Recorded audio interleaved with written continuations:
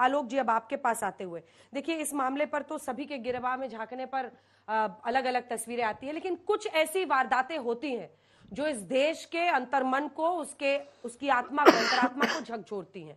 निर्भया कांड ऐसा ही रहा था, और उसके बाद भी गुड़िया के साथ जो हुआ, उसके बाद ये हम कांड देख रहे हैं। लेकिन जो रवैया रहा है ममता दी का या फिर उनकी पुलिस का, अब वो पद यात्रा कर रही है, पद यात्रा तो करिए, लेकिन आप सीधा हॉस्पिटल चली जाती जहां वो सबूत मिटा रहे थे। आप फैमिली से मिली, लेकिन फैमिली तो कह रही है कि सुसाइड बता दिया गया था हमें। देखिए, मैं तो कहूंगा एक मुख्यमंत्री के लिए जब इस तरह की जघन्य अपराध, इतनी भयानक घटना होती है और वो पदयात्रा करने चली जाती हैं, तो मैं इसको राजनीतिक नौटंकी के अलावा कुछ नहीं कहूंगा। ये केवल राजनीतिक नौटंकी है। आप मुख्यमंत्री हैं, आप देश की, वहां की राज्य की आप मालिक हैं वहां की। आप पुलिस को, प्रशासन को एक फोन पे टाइट कर सकती हैं। आपको पदयात्रा करने की आवश्यकता पड़ रही है तो एक रेजिग्नेशन ले जाके गवर्नर को दे दीजिए कि मैं यहां पर पुलिस प्रशासन की व्यवस्था को नहीं चला सकते। अगर आपको ही पदयात्रा करनी पड़ रही है, ये केजरीवाल स्टाइल में जिस तरह से चल रहे हैं कि भाई कहीं पर भी अपना बैठ जाओ, धरने पे बैठ जाओ, अरे भाई आपको जनता ने चुना है। सर, अभी दोस्ती टूटी है। देखिए, दोस्ती की बात देखिए, आज का विषय, फिर राजनीति करेंगे तो मेरे पास बहुत कुछ है बोलने को। नहीं, वो तो रहता ही है। हाँ जी। अब आपने कहा कि वहां पर, मैंने कहा ममता जी के ऊपर हमारा स्टैंड क्लियर है बिल्कुल, लेकिन एक वीडियो मेरे पास भी है। ये वीडियो, ये अंकिता भंडारी की मां को पुलिस पीट रही है। ये पुलिस वाला अंकिता भंडारी की मां को मार रहा है। अगर इसमें एक्शन लिया गया होता तो आज ये नौबत वहां भी नहीं आती। अगर 4 पुलिस वालों को पहले कहीं पर सस्पेंड किया गया होता तो शायद ये नौबत नहीं आती।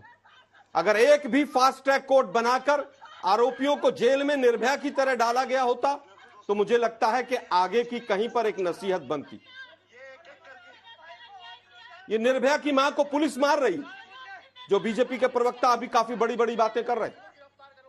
मैं केवल ये कह रहा हूं कि इसके ऊपर राजनीति नहीं होनी चाहिए। अंकिता भंडारी, गलती से आप निर्भया बोल नहीं। निर्भया केस में जो हुआ, निर्भया केस में पूरी दिल्ली सड़कों पर आई, देश के तमाम कोनों से आए, और दिल्ली पुलिस ने, हमारी सरकार थी, दिल्ली पुलिस ने पूरी परमिशन दी, राष्ट्रपति भवन के बाहर तक वहां पर आंदोलनकारी रहे, और इस तरह से प्रोजेक्ट कर दिया विपक्ष ने कि जैसे रेप भी कांग्रेस नहीं किया।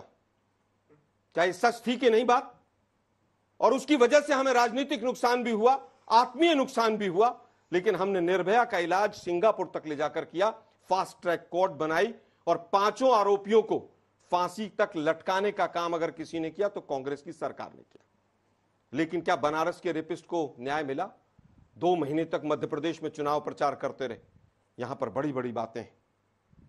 ममता बनर्जी जी की पूरी गलती है, और हर हाल में उस पुलिस कमिश्नर को जिसने प्रेस कॉन्फ्रेंस किया उसके खिलाफ एक्शन होना चाहिए। आज ये मुद्दा राजनीति से बहुत ऊपर है, लेकिन दुर्भाग्य यह है कि एक दल जो सत्ता में केंद्र में बैठा है वो रेपिस्ट में हिंदू और मुसलमान ढूंढता है। आज वही काम ममता जी ने कर दिया, उनको राम और वाम दिखाई दे गया। लज्जा आनी चाहिए, आप तो स्वयं महिला हैं। आप कहती मैं फास्ट ट्रैक कोर्ट बनाती हूं, मैं यहीं पर धरने पे बैठी हूं, और 2 पुलिस वालों को सस्पेंड करती, बाकी सबकी गर्दन सीधी हो जाती। आज सीबीआई के पास केस है।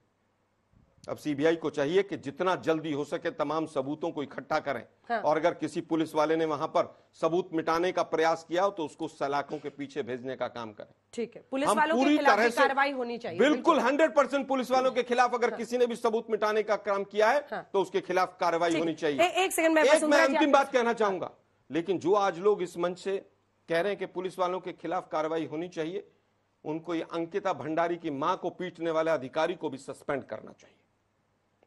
मैं अंकिता भंडारी पर आपसे सवाल पूछूंगी, लेकिन आपके पास भी आऊंगी। हमारे साथ सूर्याग्नि हमारे सहयोगी इस वक्त